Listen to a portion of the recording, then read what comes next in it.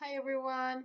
Welcome to one of our sessions about the book Sacred Practices for Conscious Living from Nancy J. Pierre. This is my second, we're going to see the second chapter today. Um, Last Wednesday, I was struggling with some health issues, so I couldn't do the video, but here we are back. And I have my candle, which symbolizes an intention to communicate things that can be helpful for you, um, to put myself in service and open my heart, which is actually the topic of today. So yeah, this chapter it's beautiful, and the title, which I think it's like pointing towards what we're gonna talk about, obviously, is compassion and loving kindness, living with an open heart. So we're gonna go deeper into this, but before, usually when I talk to you, I keep thinking about the material, right, that I just read, and I wanted to start with like a little bit of leftovers from chapter one, which was about the shadow. Just to point out like two thoughts that I might not have emphasized enough that I think are very useful to have in mind. So remember, I was telling you that the shadow works with projection. So whatever you don't want to see in you, you put it out. So you bring people that like show you your shadow side. People that you have strong reactions towards usually, and that is because they are showing you this part of yourself that you don't want to see. So one of the things that I didn't emphasize enough is that there is like an impulse to exterminate that people. um because we don't want to accept that we have that shadow side or that quality, and we want to make it disappear. So part of what it is that we have this impulse to like exterminate or like just make them disappear. Of course, like in society, we won't do anything necessarily with that, like not killing or anything, but it's the same impulse, of like shut down a person and make them go away. It's a destructive impulse. So that's one of the reasons why it's so important to deal with the shadow. And actually, I was thinking a lot about Alok, which is one of my favorite non-binary activists at the time. Alok is really strong in their messages, and a lot of people are like hate commenting them, in a way that wants them to just disappear, their own existence, their gender expression.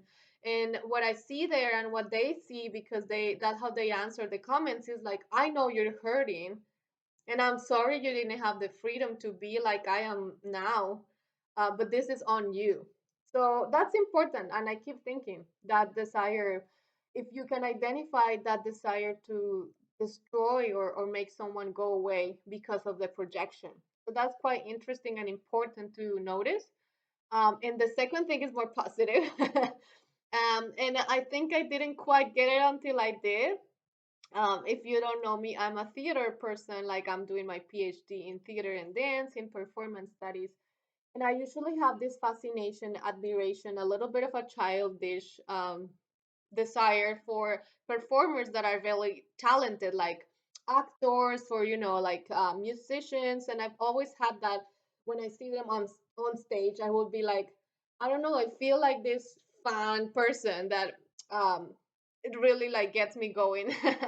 And I stay in that state of mind for some time when I see shows and stuff.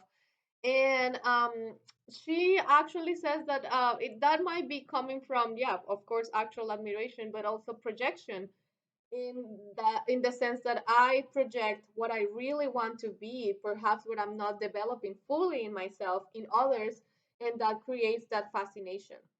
So also an invitation for you not only to understand better your negative reactions towards people, but also that kind of fascination or like admiration, sort of like a, that, oh, this person has everything I wish I had, and you do have it. That's why you have that fascination, but you don't see it in yourself, so you have to put it outside, which is a lot of what happens with like spiritual masters, or like people go in this frenzy about them, but actually it's because they have that in them and they just don't see it, so project outside. And that's quite, you know, something to think about. And just wanted to offer that. Okay, so now let's go with chapter two. And the first thing I want to say is the opening heart part, right? So we deal with our shadow forever, right? And now we're talking about loving kindness and an open heart. And if you also know me, I do akashic readings for people. And the first thing we learn in this like path that I'm doing is to connect with people from your heart, and actually imagine and envision your heart opening.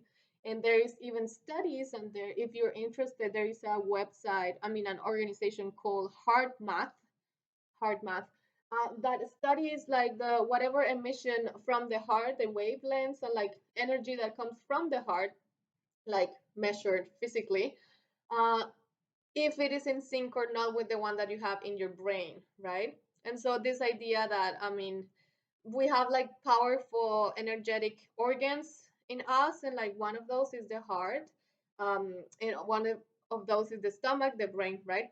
And they have their own like thing in themselves, and so you can be in sync with your brain or not. So your heart can be connected or disconnected from your brain, and there are like graphics and studies of how that looks like, what that looks like. So yeah, if you're interested, it's a very like now it's like a science thing that is happening to understand how is it that our heart when it opens, how this affects our entire body, energy, mind, spirit, everything.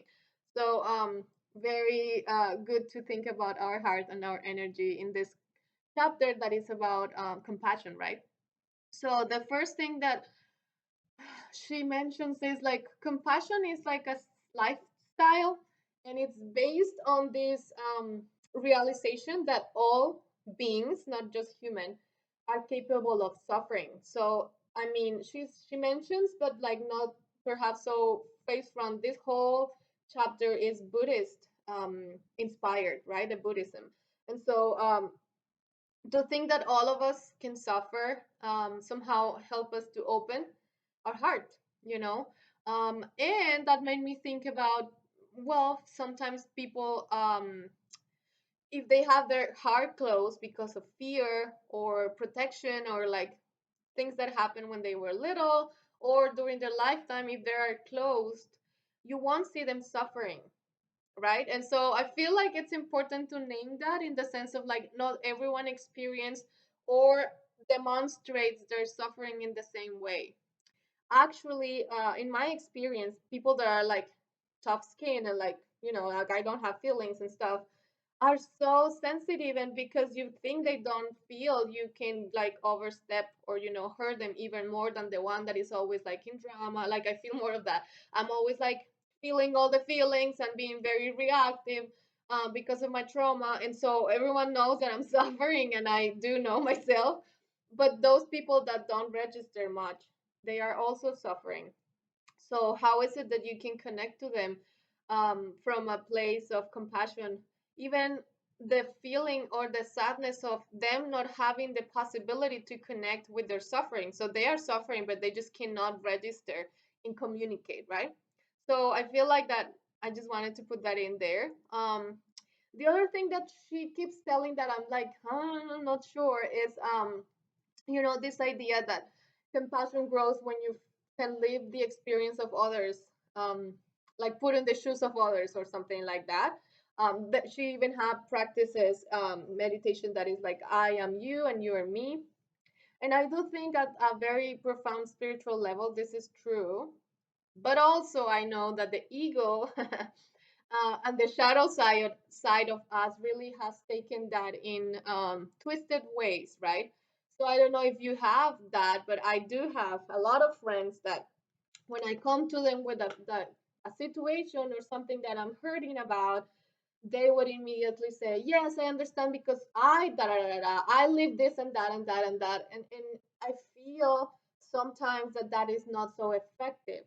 Um, as a trans and non-binary person, for example, I have a lot of like white gay males that tell me, "Yes, I understand how you're feeling because me, blah blah blah blah blah." It's just like, no, you know, like it's not. I think we have to sit with the sadness that there is a degree of impossibility in feeling others suffering, right? So I cannot experience in this lifetime the suffering of a black trans person because I'm not black, right? And so I feel like there is a limitations in this thing of like, yeah, I feel you.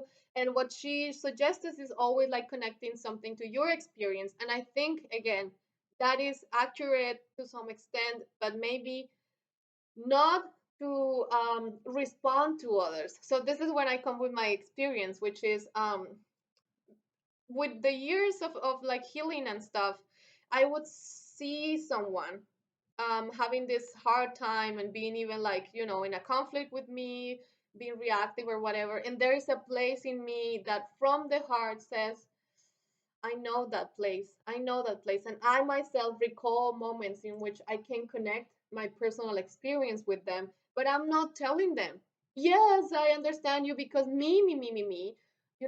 And so that's the difference. And I think the more people try to say that they have felt the same or that they have had the same, the more they are not connected with the heart, because when it is like authentic, you just feel it, you don't have to say it, right? And part of having a closed heart is the fixing. Whenever someone comes to you with a problem, with a hurting or something, instead of being with them with your open heart, you try to tell them an advice to fix it. This is how you fix this. This is how, oh, but you can do this, you can do that. And that is shut it down your heart. And so something that I also think it's important in what she was saying here is that some people, and I truly feel sometimes like that if I open my heart to the suffering of the world, I will die because everything is so sad. Inequity is so real. So many people die at every single moment. Animals suffer. The things that human create are so, hard. So if I open my heart to that, I'm not gonna stop hurting. And I feel like this is a step of faith, like a vote of faith, because I can tell you that emotions and sadness, and this is a pathwork, lesson, are not eternal. When you feel sadness about the world, it comes through you, and you have heard this so many times, but it's real. It comes through you and goes. And after it's gone, you want to do something, you want to act on it in a positive way. So it's just a kind of like jump in the unknown of the feelings. But if you practice it, it could be really fulfilling. And what she says here is the more you practice, actually you take more space for joy. So it is just more connected to your heart. So the more you suffer, the more also you can sort of enjoy. And suffering again, what is it, right? Because I think some of us, especially if you're in recovery or whatever, you dwell on the suffering. So, in the pathwork, we learn that there's like what they call real pain or soft pain and the hard pain. And so it is like if you're so scared of feeling that you put on top of it a very dramatic, terrible hard pain, which lingers. The soft pain passes. It's really fast, actually.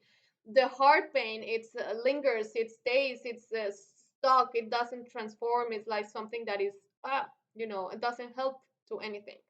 So this is not an invitation to suffer in that sense, the heart pain, but just to be aware of that we live in a world in which suffering is real in many degrees, many ways, and maybe ways that you won't understand or necessarily, but like if you stay present and open, it can be good for you, right? And so I love this thing that she names as compassionate action, because, hey, of course, if you start with this idea that all beings are capable of suffering and opening our hearts, there is some sort of desperation of what can I do? And I would never be able to save the world. So it's like all overwhelming, right? So she calls compassionate action some sort of like a state of mind and like an openness to do something within your capacity, right? So she gives so beautiful examples to take insects of out of your house instead of killing them, to give a seed to someone that it's that needs it more than you, to so and that could be also be on a larger scale, to volunteer to an organization, to be an activist, to be a writer, but it's just like the openness to find your own way to act, act on your compassion, right? Because and it would flow naturally, I feel like. Donating money, I mean, so many things. And again, it's always difficult because the ego gets there. Oh, I'm so good because I donated this, you know.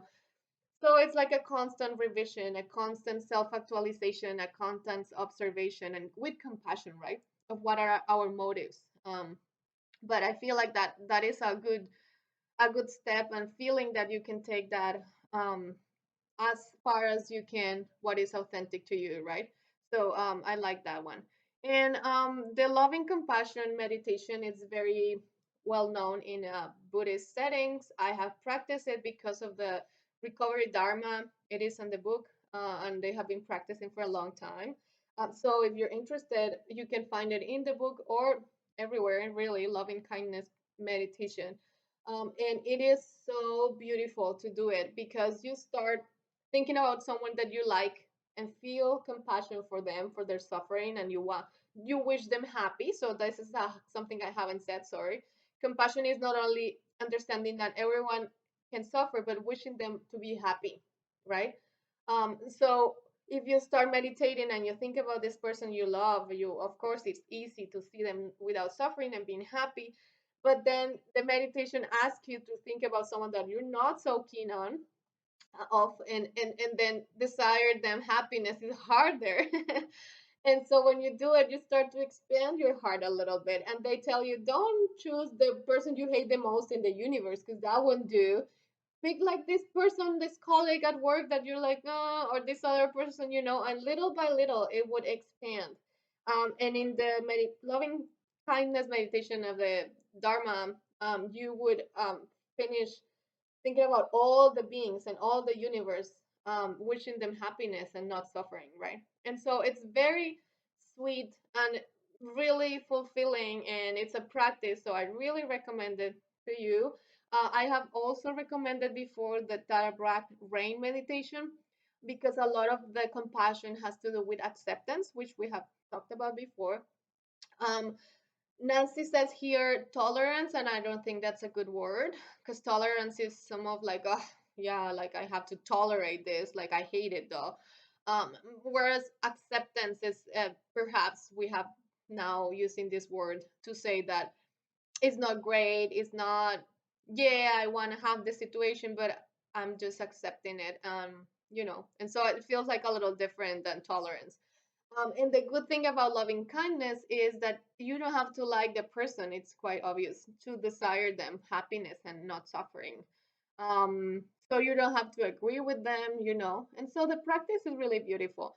Um, yeah, like we're coming too close to the end, so let me just see my notes to see what I'm missing. Um, yeah, she talks here about the Bodhisattva vow, which is Buddhist vow about service. So if you're interested, you can like look that up.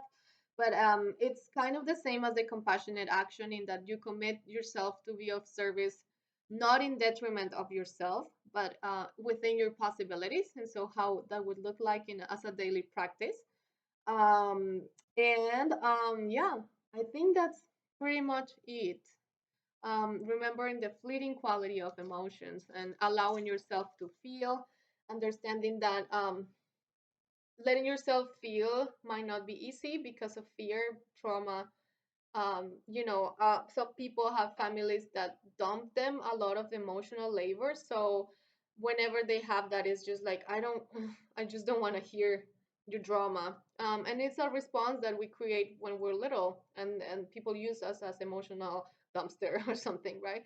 So maybe an invitation for you to ask yourself, what is your connection with suffering? Do you think you never suffer? Do you think you suffer too much?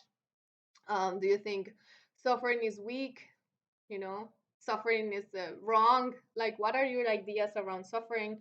And how would it be for you to be aware of all human beings have the capacity, the ability to suffer. And yeah, what can we do with that thinking? So I think it's a very nice chapter. It has many meditations, and so if you want to experience some of them, um, that's great. And I think that's all. Thank you so much. Next chapter is getting grounded. So I'm really excited because I need grounding usually.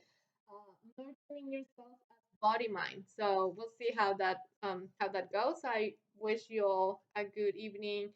Hoping that you're in grace, that you're good, healthy, that you don't suffer, that you're happy. And see you next Wednesday. Yeah.